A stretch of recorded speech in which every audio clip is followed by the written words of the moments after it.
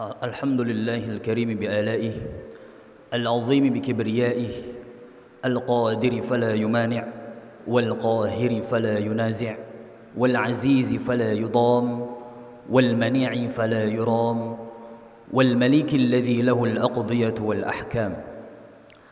أشهد أن لا إله إلا الله الملك العلام وأشهد أن محمدا عبده ورسوله خير الأنام. اللهم صل وسلم وزد وبارك على رسول الله وآله وأصحابه الكرام. وبعد، فيا عباد الله، أوصيكم بتقوى الله وطاعته فقد فاز المتقون. قال تعالى في محكم تنزيله: أعوذ بالله من الشيطان الرجيم، بسم الله الرحمن الرحيم. يا أيها الذين آمنوا اتقوا الله حق تقاته ولا تموتن إلا وأنتم مسلمون. وقال تعالى: قد أفلح من زكاها. وقال في آية أخرى: فمن زحزح عن النار وأدخل الجنة فقد فاز وما الحياة الدنيا إلا متاع الغرور. صدق الله العظيم. Alhamdulillah, sampai hari ini Allah Subhanahu wa taala masih memberikan kenikmatan kepada kita semuanya. Yang tentu saja kita tidak bisa menghitung kenikmatan itu, bukan karena banyaknya, tapi satu kenikmatan yang diberikan oleh Allah Subhanahu wa taala itu sangat bernilai sekali. Karenanya Allah menegaskan, wa in ta'uddu ni'matallahi la tuhsuha. Jika kalian ingin menghitung nikmat Allah, dalam ayat ini yang digunakan adalah bentuk tunggal. Artinya menghitung satu saja nikmat Allah, kita tidak akan pernah mampu untuk menghitungnya. Oleh karenanya, sudah selayaknya lisan kita basah dengan kalimat hamdalah sebagai satu bentuk rasa syukur paling ringan atas apa yang telah diberikan oleh Allah Subhanahu wa taala. Salawat dan salam mari sama-sama kita haturkan kepada Rasulullah sallallahu alaihi wasallam, pada para keluarga, para sahabat, dan mudah-mudahan kita menjadi pengikutnya yang mendapatkan syafaatnya di hari akhir kelak. Hadirin jemaah sidang Jumat rahimakumullah, melalui mimbar mulia ini khatib mengajak kepada kita semuanya, mari sama-sama kita tingkatkan kualitas ketakwaan kita kepada Allah Subhanahu wa taala. Takwa yang makna generiknya adalah waqayati wiqayatan, pemeliharaan diri. Pemeliharaan diri dari hal-hal yang berpotensi menurunkan murka Allah, dan juga pemeliharaan diri dari hal-hal yang berpotensi mencabut nikmat yang sudah diberikan oleh Allah Subhanahu wa taala. Yang itu semua ditempuh dengan menjunjung tinggi perintah-perintahnya dan juga berusaha menjauhi larangan-larangannya. Hadirin jemaah sidang Jumat rahimakumullah. Tujuan manusia hidup di atas muka bumi ini adalah untuk meraih kesuksesan. Namun kata ini perlu digarisbawahi. Apa yang dimaksud dengan kesuksesan? Sebab jika kita mengikuti pendapat mayoritas, maka istilah sukses itu akan digambarkan dengan terpenuhinya kebutuhan hidup, terpenuhinya keinginan-keinginan hidup, bahkan terpenuhinya fasilitas kehidupan. Sebutlah rumah mewah, deposito besar, perusahaan multinasional, pekerjaan mapan dan lain sebagainya. Jika ini yang dianggap sebagai bentuk kesuksesan, maka tentu saja ini tidak fair. Paling tidak ada 3 alasan. Yang pertama adalah kemewahan duniawi seseorang terkadang dapat diperoleh tanpa usaha atau tanpa kerja keras. Seperti misalnya mendapatkan warisan, menang undian, mendapatkan hadiah dan sebagainya. Alasan kedua, seandainya kekayaan seseorang merupakan hasil kerja kerasnya, tetap saja itu tidak bisa disebut sebagai hasil kerja kerasnya semata. Sebab orang-orang yang tidak punya, orang-orang yang miskin sekalipun, sejatinya mereka telah bekerja keras. Hanya saja karunia Allah yang mereka peroleh tidak lebih banyak daripada mereka yang kaya raya. Alasan ketiga, kalau kita mau renungkan, sebetulnya untuk menjadi kaya raya tidak butuh ilmu tertentu, tidak butuh keahlian tertentu, bahkan tidak membutuhkan agama tertentu. Sebab di sana ada peran Tuhan yang dikenal dengan takdir. Atas alasan inilah kemudian mengapa Al-Quran tidak pernah meletakkan kemewahan sebagai ukuran kesuksesan.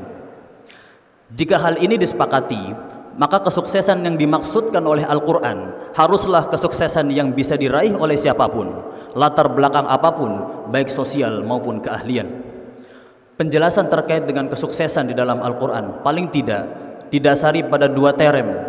Yang pertama adalah al-iflah, yang kedua adalah al-fawz. Kedua kata ini terbentuk dari akar kata yang berbeda. Al-iflah terbentuk dari kata falaha yaflahu, yang artinya adalah akhir yang baik, yang kemudian mendapatkan imbuhan alif di depannya menjadi aflaha yuflihu. Berdasarkan kaidah kebahasaan, ziyadatul mabna tadullu ala ziyadatil ma'na, bertambahnya satu huruf dalam suatu kata itu memberikan efek makna berlebih. Maka al-iflah adalah kesuksesan yang diperoleh melalui usaha, melalui perjuangan. Sementara al-fawz berasal dari kata faza yafuzu, yang memiliki makna kesuksesan yang bersifat anugerah atau keberuntungan. Mari kita perhatikan firman Allah Subhanahu wa taala di dalam surat Asy-Syams ayat ke-9. Allah berfirman, qad aflaha man zakkaha. Sungguh sukses orang yang menyucikan jiwa itu. Pada ayat ini kesuksesan diungkapkan dengan kata aflaha. Artinya proses menyucikan diri atau membersihkan diri dari jeratan hawa nafsu merupakan satu bentuk kesuksesan yang tentu saja itu memerlukan usaha yang sungguh-sungguh. Karenanya proses inilah dianggap oleh Al-Quran sebagai sesuatu yang berat. Karenanya diberikan gelar kesuksesan. Sebab hawa nafsu biasanya berkolaborasi dengan hal-hal yang bersifat duniawi. Oleh karenanya, kalau kemudian hawa nafsu itu terlihat mendominasi dan sulit dikendalikan, mengindikasikan bahwa seseorang meletakkan ukuran kesuksesannya pada hal-hal yang bersifat materi atau bersifat duniawi.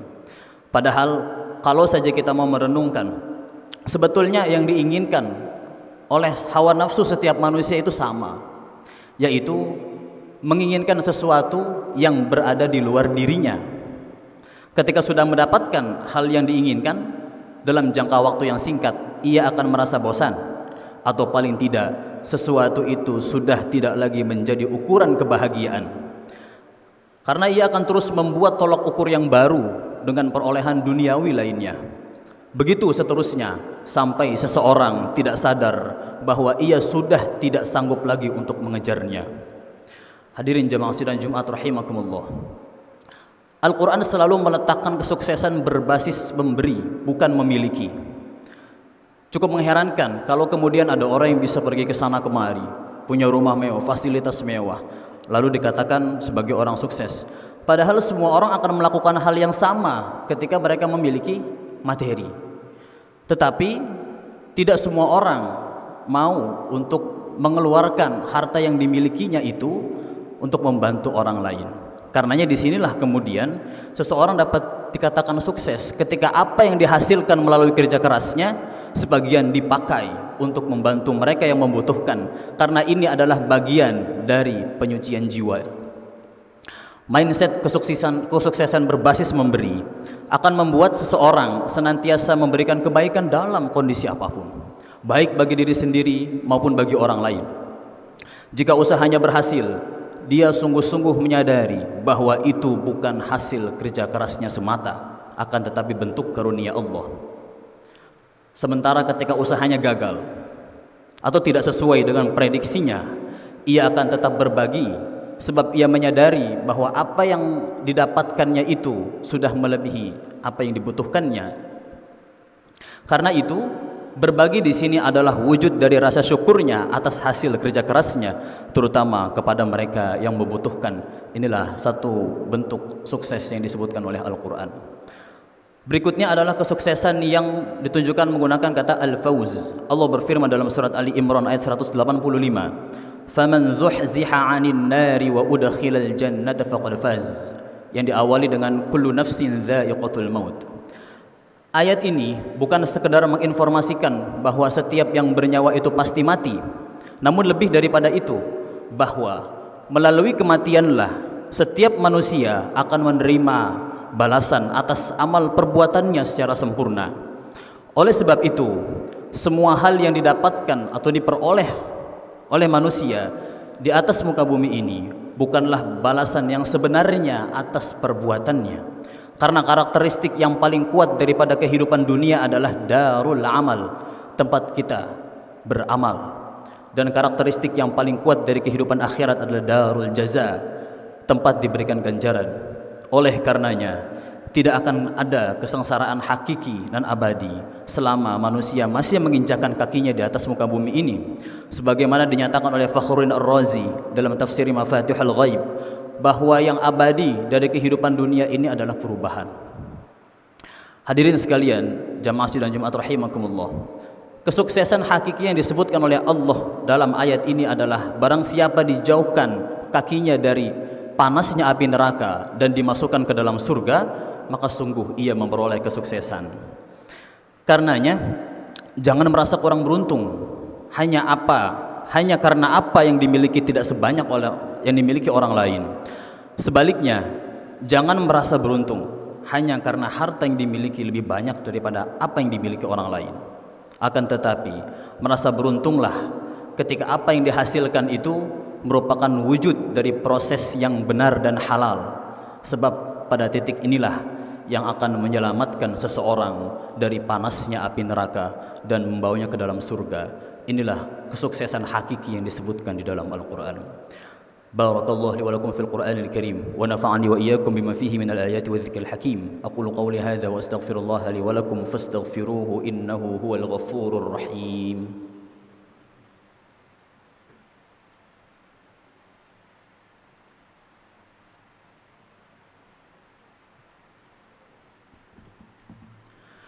الحمد لله الذي أيد حبيبه المصطفى بالقرآن كالشمس وضحاها وبسنة كالقمر إذا تلاها ومن سار عليها سار في ضوء النهار إذا جلاها ومن أعرض عنهما سار في ظلمة الليل إذا يغشاها أشهد أن لا إله إلا الله وأشهد أن محمدا عبده ورسوله اللهم صل وسلم وزد وبارك على رسول الله وآله وأصحابه الكرام أما بعد فيا عباد الله أوصيكم بتقوى الله وطاعته فقد فاز المتقون قال تعالى يا أيها الذين آمنوا اتقوا الله حق تقاته ولا تموتن إلا وأنتم مسلمون واعلموا أن الله أمركم بأمر بدأ فيه بنفسه وثنى بملائكة مسبحة بقدسه قال تعالى إن الله وملائكته يصلون على النبي يا أيها الذين آمنوا صلوا عليه وسلموا تسليما اللهم صل وسلم وبارك على سيدنا محمد وعلى آل سيدنا محمد